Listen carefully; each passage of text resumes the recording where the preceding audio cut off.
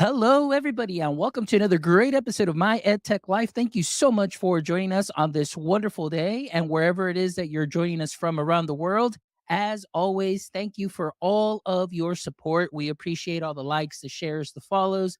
Thank you so much for engaging with our content and all the wonderful comments. And thank you so much also for following us on all social media. We really appreciate everything that you do for us as a podcast. And as always, we do what we do for you out of our heart for education. And we always want to bring you some amazing conversations, amazing stories. And today I'm really excited to have a two-time guest on here.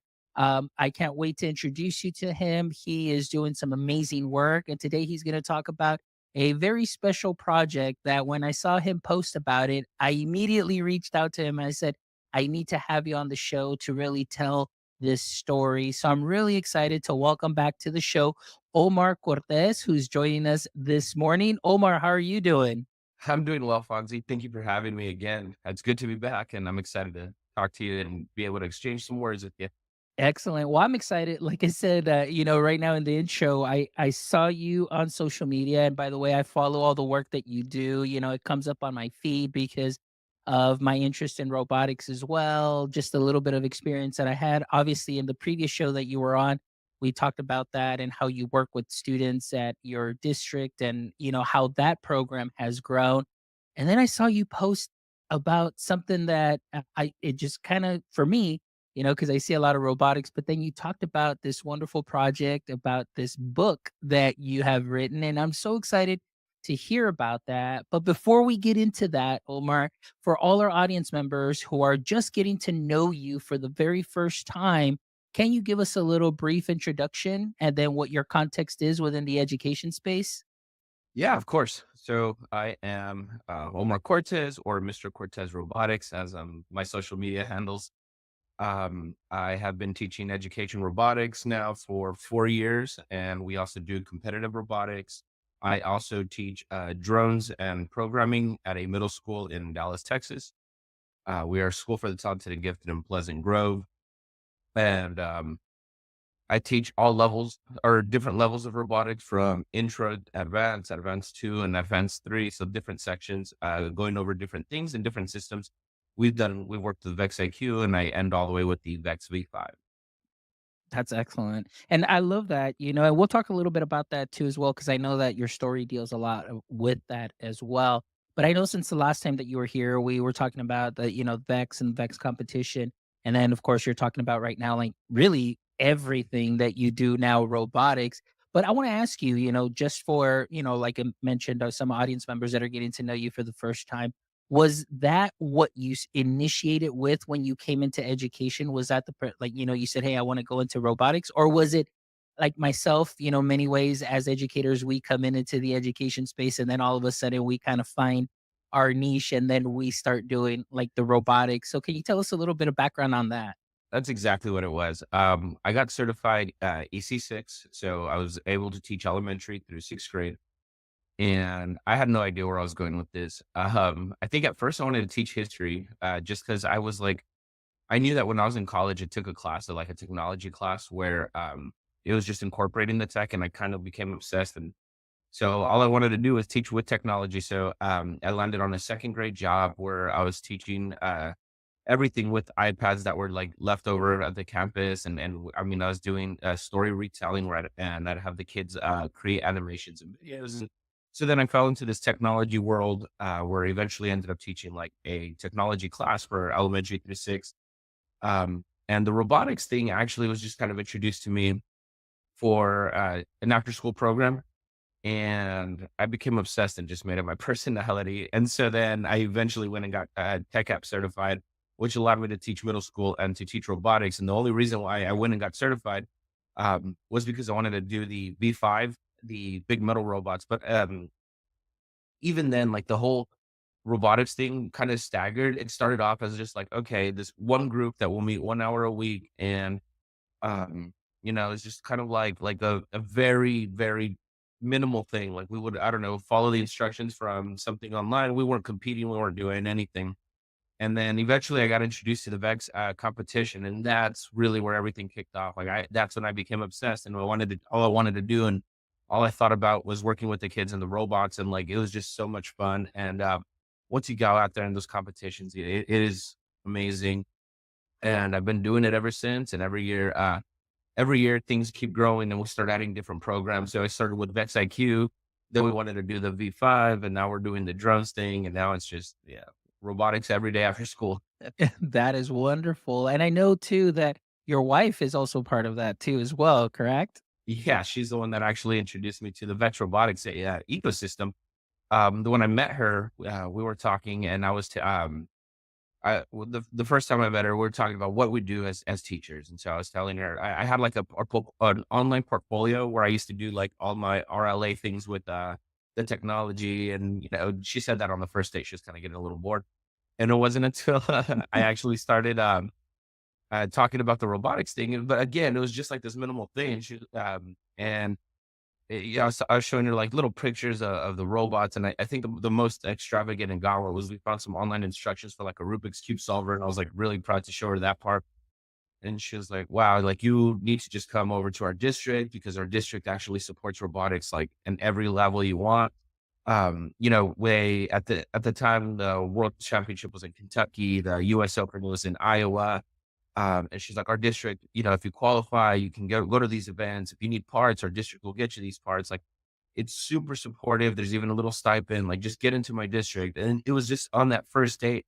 And then I was like, okay. So then I started going from there. We just do it together now. We're actually both at the same school now, and her and I just, after school we stay together with the kids, and she helps me host multiple teams, and that's how I'm able to have such a big program now. That is amazing, and that's wonderful, and that's such a great story, and thank you so much for sharing that. Like I said, it's like it's all about telling that story because a lot of those moments really do lead up into a lot of the great things that are happening, and not only for one personally, but as a couple, to be able to have that support, and that's something that is huge. And so I definitely that resonates with me as well as my wife Angelica is the exact same way with me, and that always helps. So, man, that is such a wonderful story, and look at what you both are doing now. And like I said, if you haven't followed Omar yet and his wife, please make sure that you do follow him on social media because we'll definitely put that info here because they do some amazing things. And if you're interested in robotics, you can check out what they're doing and maybe give you some inspiration as to what you can do. But Omar, let's go ahead and talk a little bit now. As how many years have you been doing this program now? Or robotics, I should say, altogether.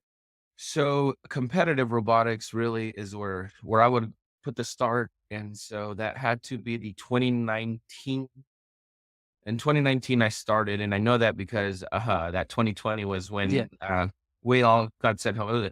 We had just qualified for Worlds that year. It was my first year coaching, and we didn't qualify for Worlds because we had a fancy robot or a fancy program. Actually, we had qualified for Worlds that year. We didn't even make it to the final. So, for those that don't know, VEX has like a regional or a state championship, just depending on the size of your state. And we were at the championship, and out of 40 teams, 20 get invited to a final match where they get one last shot because it's all alliance based, and so you get your one last shot. And well, we didn't even make it to the top 20 that year because I was just we were learning things ourselves and trying to figure things out ourselves. But we got in because of a STEM research project, and so one thing that my wife always taught me in these programs is to put eggs in every single basket for because at competition, you'll quickly learn that sometimes motors decide they don't want to work anymore, or you'll learn that autonomous codes don't work the same as they do in your lab. And so, the VEX gives so many opportunities within the online challenges or the engineering notebooks and things like that. And, we literally put our eggs into every single basket. And that year they had what was called the STEM research project. And it was really cool. That specific group of kids was able to make the prototype to help the visually impaired or the blind by using and it was all made out of VEX pieces, but and their VEX code, but they had got some distance sensors, and they had and a cane. And it started off with they had three sensors, one on the head, chest, and legs. But then they did the whole research process, and they actually let a blind person prototype it and got some feedback from them.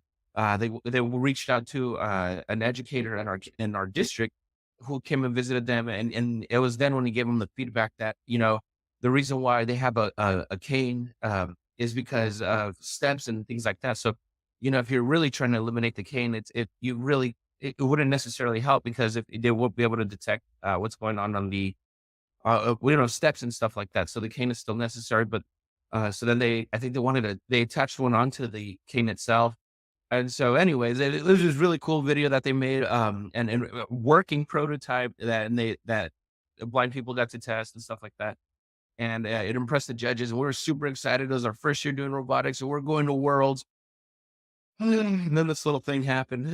We ended up coming into a pandemic. And, the Worlds got canceled, and, they did the virtual World. But that's how I knew that that was my first year 'cause, uh, again, we had qualified, and, we're on our way to Kentucky. We're about to load the bus. We had the meeting, and it ended up getting canceled. Oh man, but what I mean, but what an experience! So like you said, for the first time going into that, and then being able to have some kids that are inspired by the work that you're doing, but also just really, honing in on what they love to do and then finding a research project like that where now they're taking ownership and they're the creators and they're the ones developing and you're there as the guide, to help them out to, again, as far as providing resources that maybe they can't get, but working together like that and just to make it based on that research and impressing the students in that first year that you're making it to Worlds. I mean, I think that's something that's wonderful and a wonderful experience, not only for you that, I mean, obviously you'll remember that story, but for the students as well, because I'm sure that from that point on, that's something that they took off with. And now many are still even pursuing that or, just continuing that passion.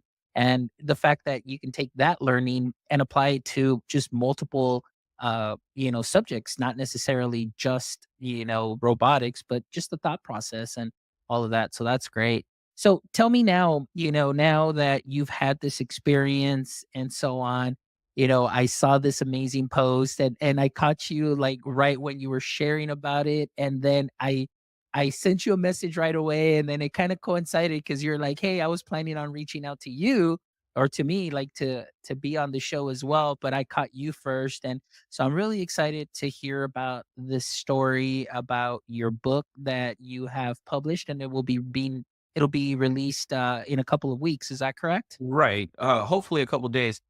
Okay. I'm waiting on. So I didn't realize how hard it was to publish a book. First of all, I thought it was like I could just upload it and everything was going to be good, but we're talking tenths of an inch on a cover, and that's essentially what's been holding me back. The cover has finally been approved.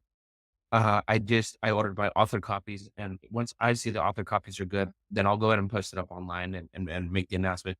Hopefully within the next few days. But the book itself is a project I've been working on for about 2 years, and it takes place right after that pandemic when we got sent home from school. So first, I guess I'll start off with what it is. The book itself kind of came to me as an idea. I don't even know how or what, but it was a story I wanted to tell first. I'm also a robotics teacher, and I know that one thing that they often push for us to do is like the cross curricular and try to figure out what we can do. So I thought it would be really easy to make like an RLA cross thing, and I can share this story. And the book also serves as kind of like a educational aspect. So I think that's what was really hard about writing this book is because I was trying to find that cross between entertainment and education. But the book itself will help kids and teachers get going with their first robotics program because I kind of go into explicit detail on how we run things in our in our within our team. So a couple examples would be just like the resources that the kids use within the VEX libraries and the research that they do before they actually even build anything, right? So we research um, three different versions of a drivetrain before they select a drivetrain, and then they do like a decision matrix before, and these are all things that kind of we talk about before they make their decision on what they're going to do and why they do it. And then another one would be like I have real pictures of the engineering notebook that were just animated from that year, and there's that kids and teachers can kind of get an idea of what goes into that notebook, and it goes on and on. We go into pseudocode and what pseudocode is, and the sensors and so on and so forth. The story itself, though, starts off again right after that year. So that year, it's funny. Well, not funny. We ended up getting out in March, and then the district decides to push back the entry. So we did go back to work that was August, but students did not come back to campus until October. And at that time, all robotics was canceled, and there was no tournaments, no nothing. But they were trying to figure out what was going on. So that October, when the kids are supposed to come back, they keep in mind I've never met them in person because it's a whole new group of kids. They come back into the campus that October, and I had already signed up for what was called the Live Remote Skills Tournament, which was essentially just a Zoom call where the kids would go and do like their best skills run. I had signed up for a tournament that Saturday. Kids came back on Monday. And this group of I found this group of sixth graders that were just so eager and optimistic and ready to do it. Like, let's do it. And so they ended up building the hero bot that Vex has. It was like a scrap bot that was like already kind of there. And they started building that, and they were able to make their first competition. Well, I come to find out that this kid that was eager to do it, Esteban, and and they're all special. They're all amazing. But the growth that came from this kid from that year was just impeccable. So this kid was and that's kind of the premise of the story is that this kid was such a nervous wreck. I mean, a nervous wreck when he started this robotics thing. He seemed fine, everything seemed fine, but when he steps into the first tournament, and keep in mind, all it is a Zoom call, so it's just like practice. There's a camera, and all of a sudden, he's a nervous wreck, and he's just like shaking, and I don't know the growth that came from that because he couldn't talk to people, he couldn't speak to judges, he couldn't speak to anyone. And all of a sudden, by the end of the year, by the end of the book, he was able to find his voice. And that's kind of like what this whole thing is, just being able to find your voice through robotics. Earlier I mentioned my first group of kids doing that STEM project. Well, through robotics, we still continue to do the STEM project each year. It is now online and it's now a video. The kids, have to produce these videos with a script and be able to read and discuss things and so he did that for his time with the 3 years. During robotics, the kids have to be able to interview and talk to adults. Just to talk about their what the robot does and how the robot works and their programming and their challenges and their obstacles. So he's getting thrown these questions left and right. So he's kind of put on the spot, and he learns how to talk to adults through that. The alliance matches because later on in the book and later on in the year, Dan had come out with this amazing system that was called the Live Remote LRT. So the first one is LRS, the Live Remote Skills, which is just like a Zoom skills competition. The LRT was a kind of like what you and I are doing right now, where we're both connected through these video conferences. But they found a specific way to set up the field with like I want to say it's 2/3 of the elements on one field and 2/3 of the elements on the other, and the kids have to communicate again. So robotics isn't just learning about building robots, and it's not just about learning a program. These kids are put into social spaces and they have to speak with adults and the interviewing and the productions of the different, because there's a lot of videos on these online challenges. It's not even just the STEM research the online challenges are a great resource for the kids too. And they qualify for worlds, but they have to learn to speak and speak and speak and speak. And, you know, through all that pressure of being the main driver, through the pressure of the interviews and all those things, the kid now can just speak to anyone as his personality. The teachers, the principal were all telling me about how much this kid is changing in classrooms, participating, always raising his hand. It all that translated into the classroom and into his life. And watching this kid grow, and this is just something that is not talked about enough, Fonzie. Everyone just thinks robotics. Everyone just thinks programming and building and engineering and all that stuff. And I would say about 70% of it is that, but nobody talks about the other 30% about learning to write, the story retelling abilities, because when you're talking about your autonomous and your robots, you have to hit it with the beginning, middle, end, and you have to, those skills that are transferable to every other career in life are are often overlooked, I would say. The engineering notebook to be able to do procedural writings and problem and solution and things like that it's just not talked about. And I get it's not as exciting as maybe building a cool robot and programming, but it is so huge. And anyways, that kid's life changed, and he changed my life, and it was just a story that I really wanted to tell. And so, yeah, that's kind of where the book goes, and, there's so much more in there, but yeah. But, I love the way that you created this book with that intention of 2 things. Now, obviously, number 1, telling just that amazing story and how working through robotics and learning those skills can help transform a student, build confidence, build communication skills, the team building, all of those soft skills, all of the problem solving skills, critical thinking, everything that goes into robotics. And the way you said it is that I love is that it is cross curricular. There's no boundaries for it. There's no bounds for it. It can be used in any classroom, which is a wonderful benefit to all of the students that are in robotics. And aside from that, too, is just that self confidence and that self esteem and being able to take something from nothing and create and you have a vision and a shared vision, most importantly, too, because you're working as a team to take that to the next level.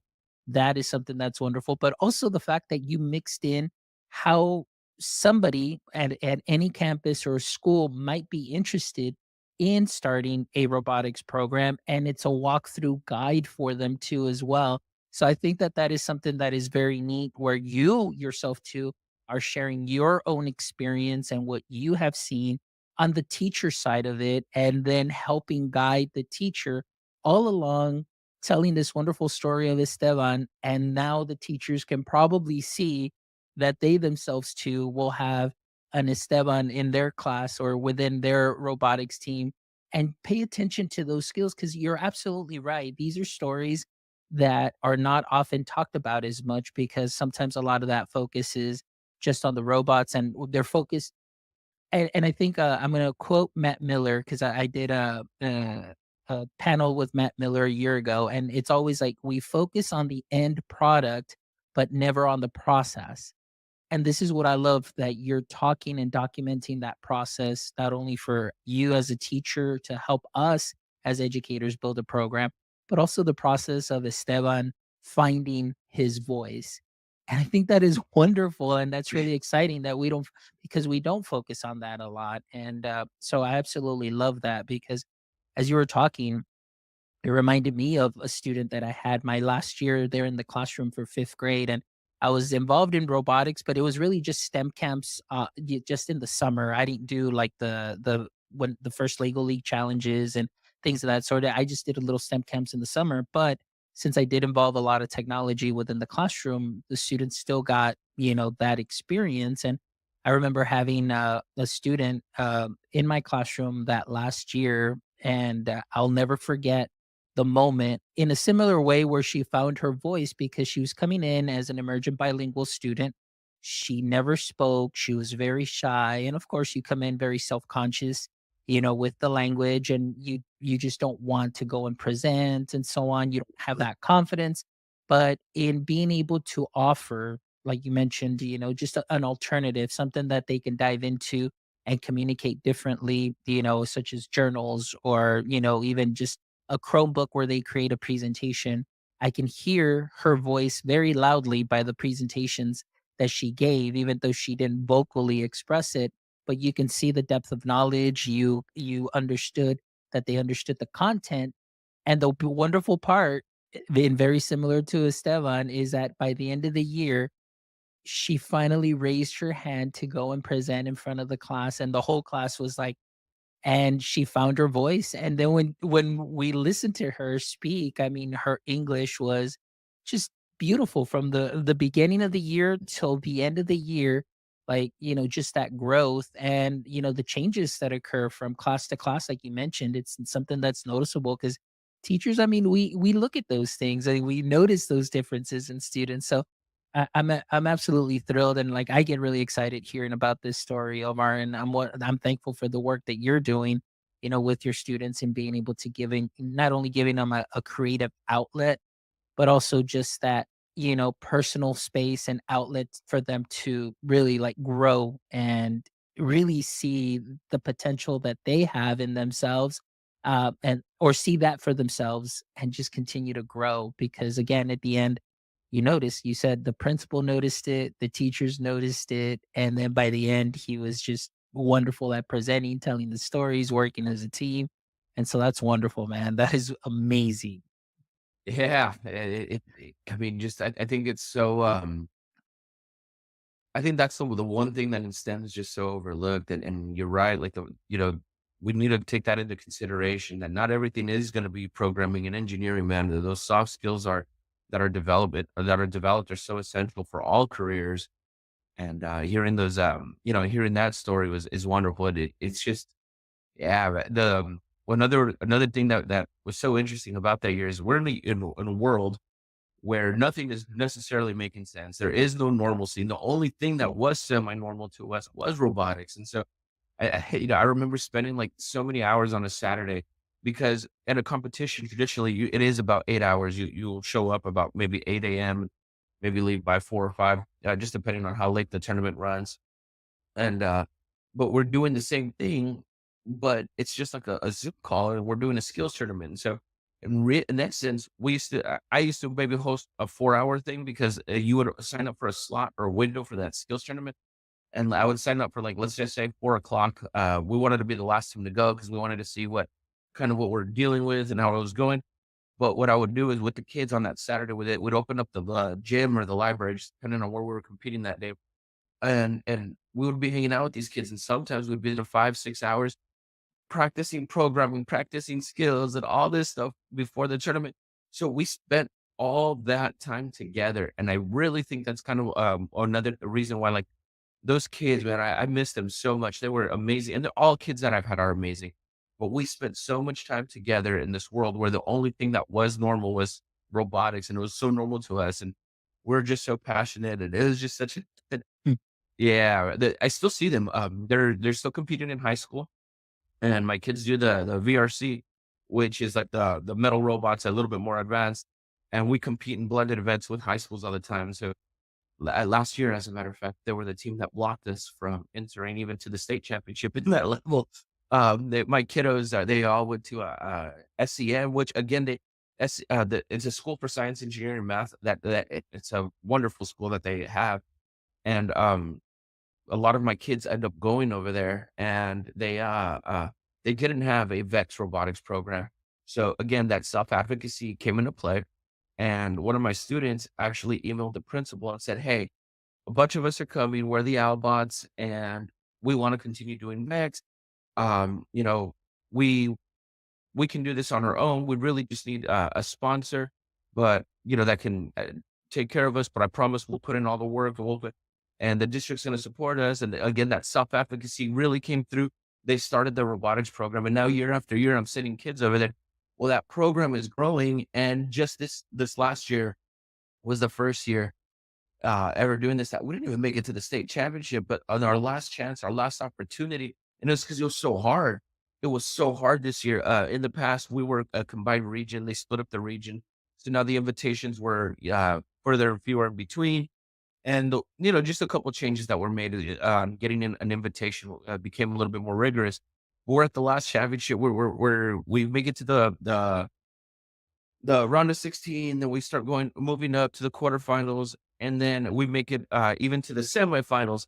What in the semifinals, it's our team paired with Esteban's group, and so we're with Esteban's team, and we're going against uh, Fausto, who's in the book as our programmer, and Perez, who ended up actually doing the self advocacy email. He was from my first group that was there, and the 2 teams ended up beating us, and it was such a bittersweet moment just seeing how these guys are still into it, seeing the passion that they still have into it. Oh, man, they're so good. They've made it to Worlds that year. They had those 2 teams ended up making it to Worlds, and it's just cool that they still take all the skills that they're learning with me and being able to keep growing and growing those skills. They've surpassed even knowledge that I know. These kids are talking about doing a PID with, and all these things. Again, remember, guys, I just came in as an elementary teacher. Anyone can do this. Anyone can do this. So yes, I will admit that I don't know every single thing, and they're doing PIDs on the coding and just these advanced concepts. It just seeing that they have kind of grown into an obsession with the robotics thing and still want to keep doing it, and these years later, seeing That that. Yeah, and that is wonderful because you said, even though you came in and this was like, okay, let's go ahead and try this out. But man, again, going back to just the time invested and really like the way I see it is, you just continually planting that seed. Like, the kids come through you, they built that excitement. You look at those skills that you just mentioned, as they moved on, the self-advocacy, the communication, the determination to continue doing what they're passionate about and being out there like saying, okay, hey, we just need somebody just to kind of just stand there, like be that supervisor, but we'll take care of everything. Don't even worry about it. We got it. And then for you to have that moment, like kind of full circle where your teams are all there, students that you previously had. And I mean, as an educator, I think that that is just some of the most memorable things that you can have to see that these students not only did you share with them the little that you knew at that time. But man, they just dove in deep and continued to grow. And I think that that's a wonderful story and a wonderful testament to the work that you're doing, but also going back to advocating for STEM and what STEM can do. Because oftentimes, and this is what I often see, it's like, oh, it's just another thing on the plate. Like this isn't, we don't have time for this. It's like Mhm. focus, focus, focus. It's like standardized test after standardized test. Oh no, and all of that is secondary. But when you do have those students that are really passionate and you do take that time, you start seeing that, hey, there are some advantages here, and you see like in what we just saw or what we just heard through that example, the skills And that the students can build and that excitement. to people that don't or to teachers that don't understand it, it's, "Oh, they're just playing with toys or they're just playing with robots." Like, no, that it's so much more than that. But yeah, and I but I don't wanna like, I really want all educators to know that you don't have to have that background in robotics. Mhm. It's all inquiry-based learning from the kids, and again, doing those little things like putting your eggs into every single basket, making sure that the notebook is done. Even you can do mock interviews with the kids, ask them to explain to you what they've been doing in practice, little things like that. Mhm. The the learning part's gonna come with time, just like anything, just and even, like, when I started teaching the class, each year that I teach it, I learn something new as I teach it, and we start implementing those little things. So, all just like anything, though, it does take time to develop, but again, the skills that are learned long term and all that for the kids is just outweighs anything that's holding any teachers back. But yes, I do wanna advocate for those teachers and say that all teachers can do this. I was teaching second grade math. I was trying to do social studies. My wife was a third grade teacher, is a social studies teacher. She was doing this at a far more competitive level than I was when I'm coming into this. Again, with no background in robotics, so I mean, everyone can do this. I know it can feel intimidating. I and yes, there are kids out there who are being coached by people that are in the field. Just like any competition, there are people that do have amazing coaches. And not to say you're not going to be an amazing coach, and let's just say more knowledgeable coaches. There we go. There are going to be more knowledgeable, but any teacher can go in there, step in there, let these kids, yeah, again, it's that inquiry based and start doing that research. And you can facilitate a little bit. There's so many resources that are out there for those kids, including the book, including the book. Yeah. Yeah. Hey, so I we didn't even get to hear though. What is the title of the book? Oh, meshed gears. Yeah, it's a Uh, meshed gears. I tried coming out, I kept thinking about different clever names and I really liked, it's clicking. The meshed gears are together.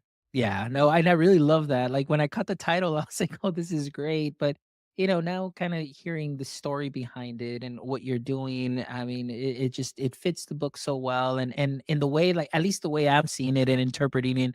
But again, this is just the way my mind works. It's like really just meshing the teacher side of it, where you're coaching and helping teachers, but also kind of the student side of it and how those two worlds work together and the wonder that can come from those two worlds and in building up Esteban and building up all your students and the skills that you're doing for for all the students as they continue to grow. And I think it's just a wonderful title. I mean, at least that's the way I'm interpreting it. I could be wrong, but I loved it, and I just really love the passion that you're coming with, Omar, you and your wife, the work that you're doing, with robotics, and also, obviously, advocating for girls in STEM too, as well as I know.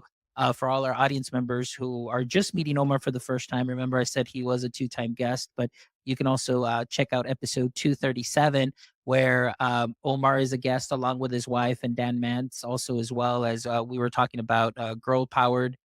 So, I mean, there's STEM is not just for, the boys, men. We definitely want to advocate for girls in STEM, and that way they can continue their learning too, as well as we all do. But this is just very powerful because it's just for all students, the skills, the building, the communication, and just the potential of just, that continued growth, and just giving them something to be passionate about too, as well. In the world that we live in, many times, just so full of so much social media, and kids get stuck on social media, but just to be active and using their skills, or finding out that they have skills that they didn't know about, or interests that they weren't sure about. I mean, it's just amazing. So thank you, Omar, for the work that you and your wife are doing, and just through STEM, and just the robotics, and now with drones. So that's really exciting. So, oh, let me ask you now, because I know that I think the drones, that's something new for you this year. Is that correct? Last year Oh, was my last first year. year doing So it. so tell me a little bit about that. Is this something that is just like for within the class, or is this also something that's competitive as well? It's both.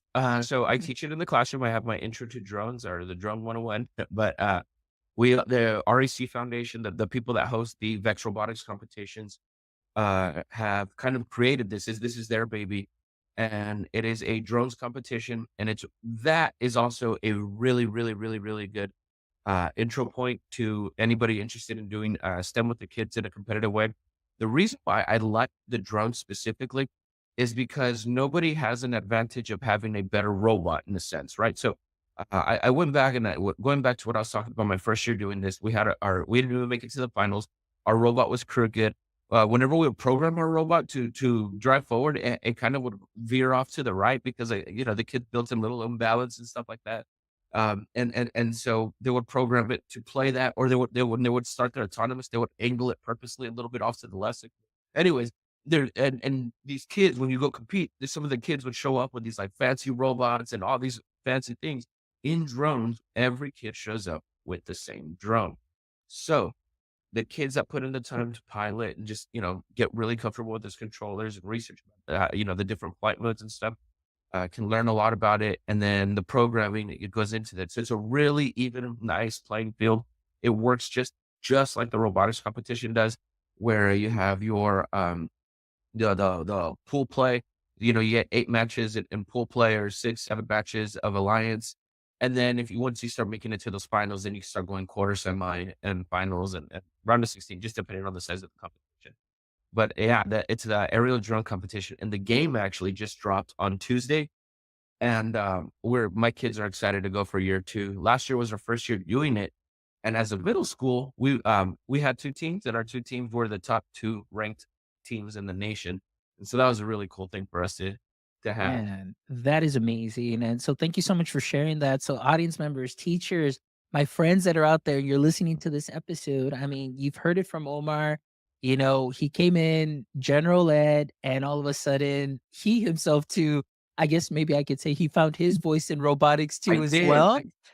And because you never know, look at that, the opportunities that come about and landing on this. Omar, I'm sorry, go ahead. What you, No, not I did. I think that's something I haven't reflected on myself. I I didn't I'm not gonna say I didn't care about work as much. I guess I can't say it. I'll just be open about it. I didn't. I would At one point I was like one of those teachers that would kind of just come in and do their job and go home. But at that time my work life balance was great. I'd just come in, go to work, and do my thing and go. I found something to be passionate about, to strive for it, and that's success. And before I knew it, I was looking forward to those practices, and I was looking forward to those Saturdays, and I was looking forward. And I started attending those conferences and finding these really cool ways to engage with the students, and making activities and finding resources because once you buy in, the kids buy in, and I guess the kids see what a passion has become of mine.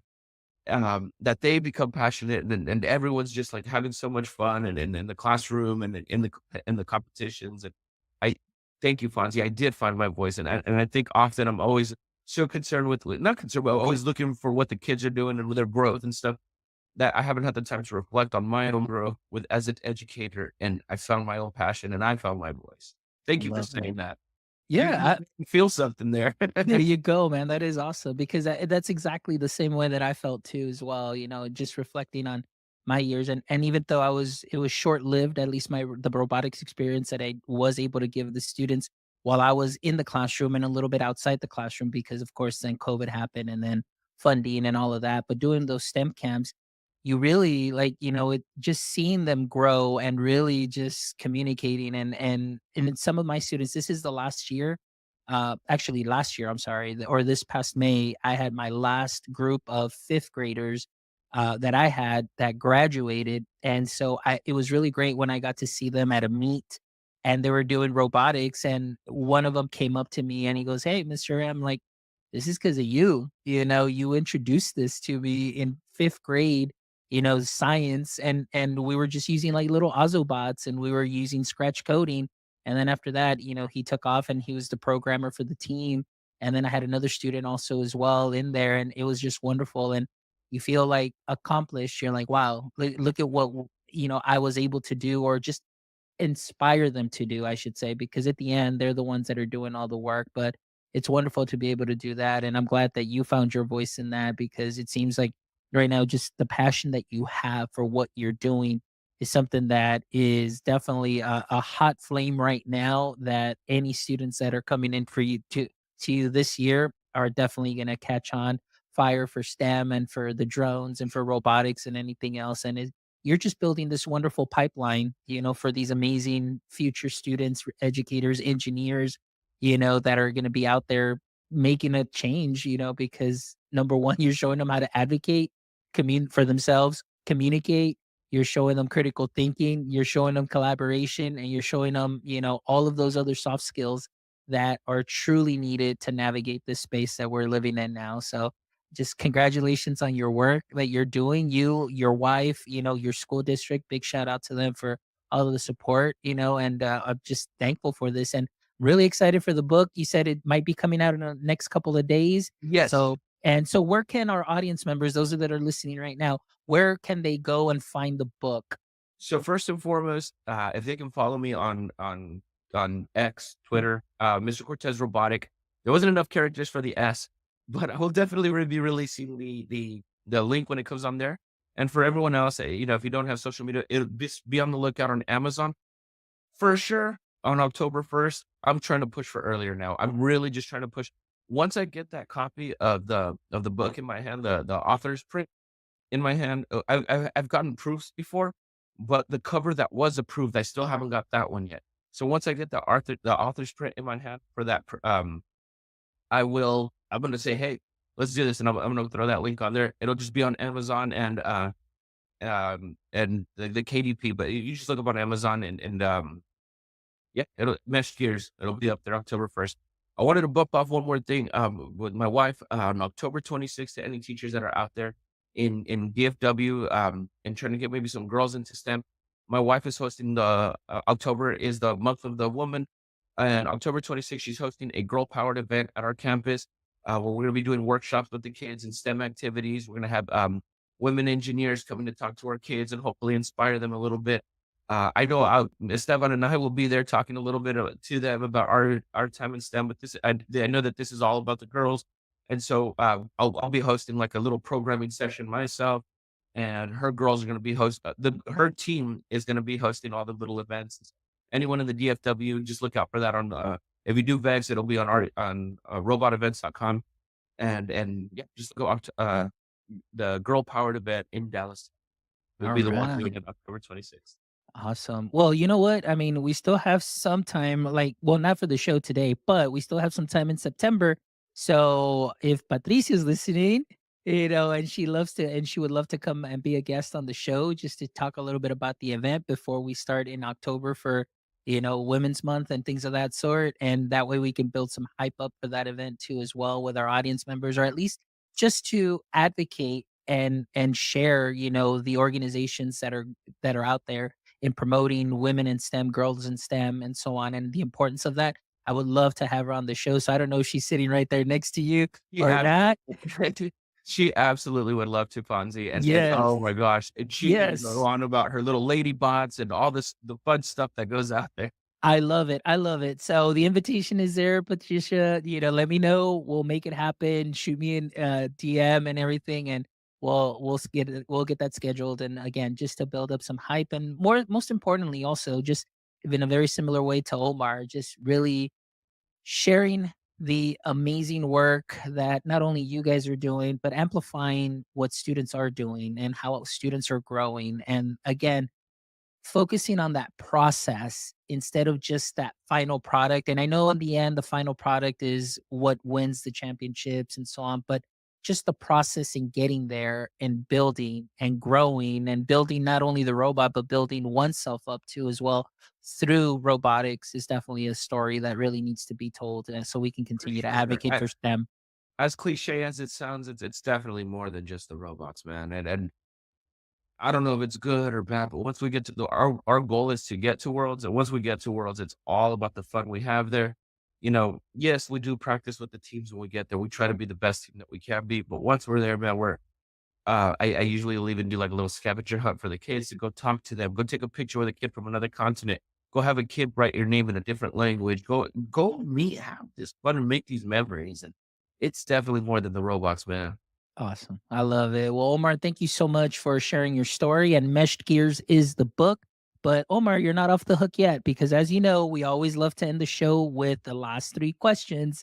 All right. So I know I put them there in the calendar invite, but I think I updated that a little late this time for you. So it's okay. Like, we're going to go ahead and just take it slow and take it easy, but they are very similar to the ones that I asked all my audience members also towards the end. So here we go. Question number one. All right. So as we know, every superhero has a point of weakness. So we know, for example, with Superman, when he was around kryptonite, it's like kind of just weakened him as far as, the that power that he had. So now I want to ask you, in the current state of education, what would you say is your current edu kryptonite?